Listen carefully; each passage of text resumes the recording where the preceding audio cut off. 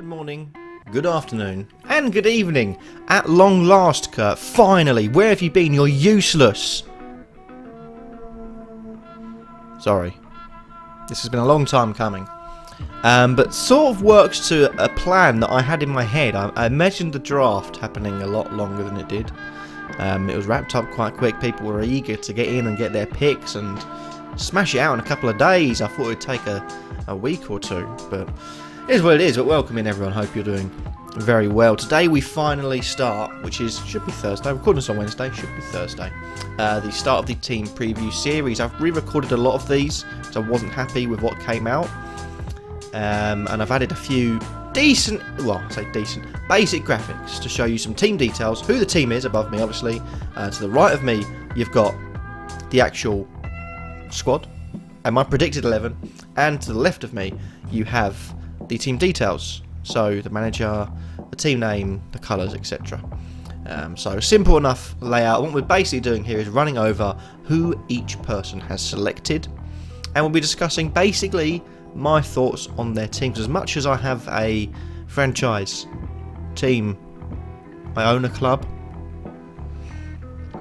any other way of putting it, within this I also commentate, so I like to stay as unbiased as possible, even if my team is throwing away a lead, which is hard to watch, but I try my hardest to commentate the same way in victory or defeat.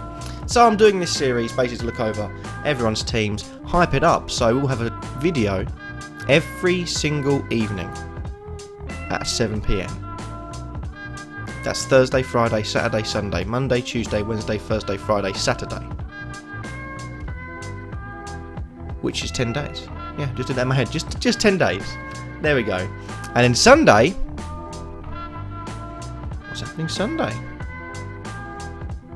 Don't know. Something.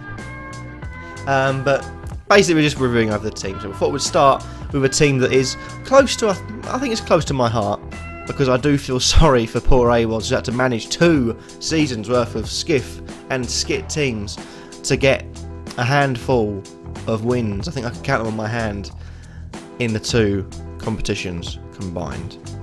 Yeah, that bad.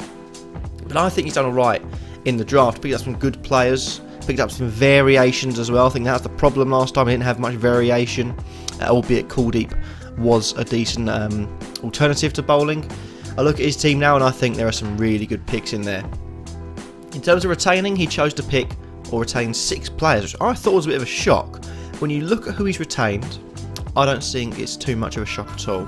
So first of all, you look at the top of the order there, Quinton de Kock and Alex Hales. They're very underperforming in the first 2 tournaments they're a hold of. Obviously, Quinton de Kock was ravished with reverse supervitus in the SCITT and barely really got going in the SCITT as well. Did have a high score of 25. Alex Hales high score of 48. Both of them, you know, the strike rate's low, the average is high, just because of this sort of sitting not out at the end of innings. It can be improved. It can certainly be improved. But those 2 were retained. In terms of middle order batsmen, you've got Liam Livingstone, who is the captain, just announced, of the Rotherham Rejects as well. So that for me is a good call there to retain and keep Liam Livingstone as well as captain him. I think he's been brilliant with the bat for them in the limited times he's there. You look at the average there, the high score, he's got past the half-century mark, the only person in this squad retained and selected to do so. He's also got strike rate of 181, which for his 64 balls, that's not bad going as well. Bowling as well, he's picked up a couple of wickets and kept the economy below 10, so for me that's a really good all-rounder and a good choice of captain. Callum McLeod as well, Scotland, need I say more. And the last 2, he's retained, obviously he's retained Kuldeep, which I think is a good choice. One of the better bowlers that he had. And he's kept, you know, the economy down with wickets as well, which is a rare thing to do. You either do one or the other. It's very rare, very seldom you get bowlers doing both in the SCITT. And also, Gavin Main, the main man, didn't really have a good tournament. Not very well at all. Just 2 wickets, economy of just under 11. But he's Scottish, and he's shown in the SCITT what he can do. Everyone has a bad tournament, or a bad tour, or a bad few games once in a while. Can he retain, or get back to the form of yesteryear? So there are 6 retained. In terms of some outstanding picks, for me, and having looked over the team, there's going to be quite a few big players that I'm surprised didn't get snapped up, and also I'm surprised that were let go. One of them is Ollie Pope, a man who scored 218 runs from just 104 balls, strike rate of over 200, average of 40, did not make the cut for Supreme, and did not get picked up by anyone else before AWOS and Rotherham Rejects got in. I think that's a fantastic pick. Homegrown, domestic, which we know we need 6 of in the team. So half the team now needs to be England or Scotland, or basically UK, British Isles based, which is really, really good.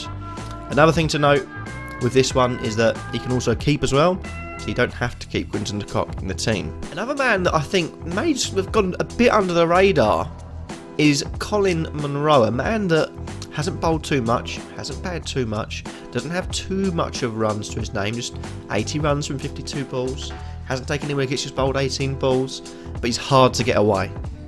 Those 18 balls came for 16 runs, those 80 runs he got from 52 balls give him a strike rate of 153. He's a top order batsman, which means they've got, including Ollie Pope could go there, Liam Livingstone could go there, 5 really good options for the top order. I think that's a thing that probably could come into play there, and really, really could help them, the variation there, to allow maybe a longer tail, maybe even just a few more middle order batsmen to get a chance as well. So Colin Munro, I think, is another good pick for them. Liam Dawson, yeah, there we go. Another good pick, I think, is Brad Curry. Now, obviously, didn't really get on well with Supreme.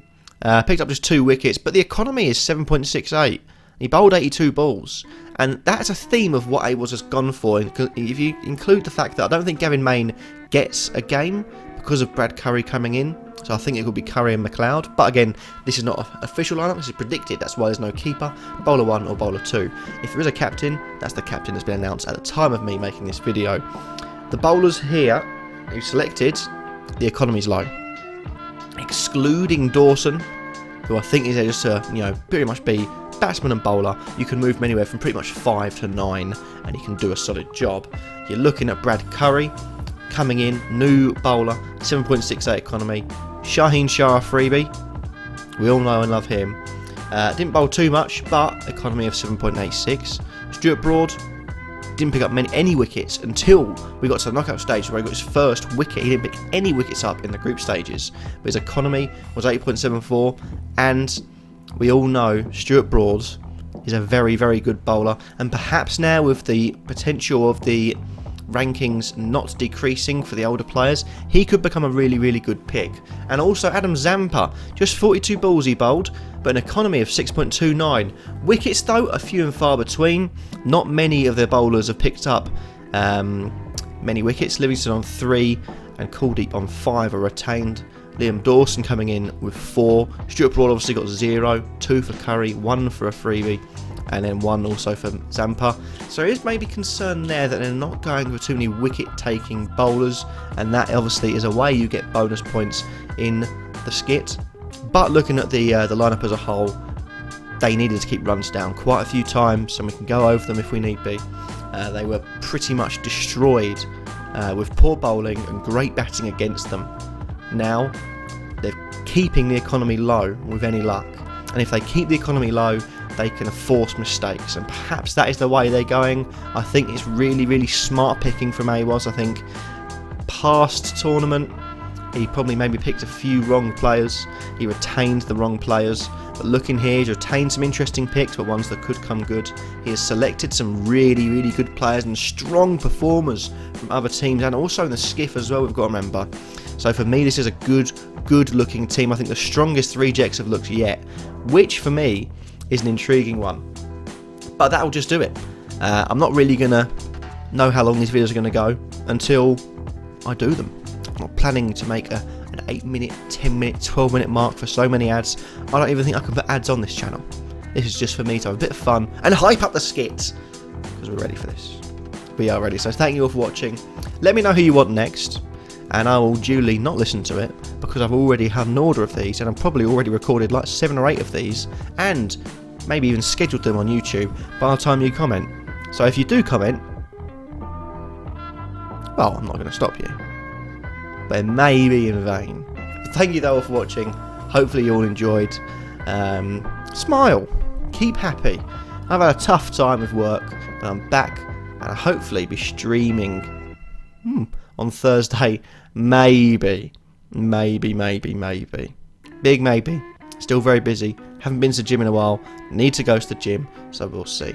Anyways, cheers off watching. Have a lovely evening, lovely weekend, lovely insert holiday here, depending on when you're watching this. Throwback. You might be watching this before Christmas. Happy Christmas to you.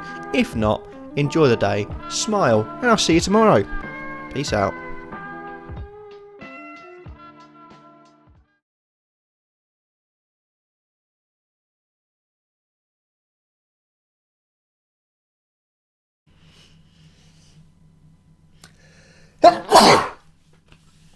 Oh, I had to do like 2 minutes before I found a way to end the sentence.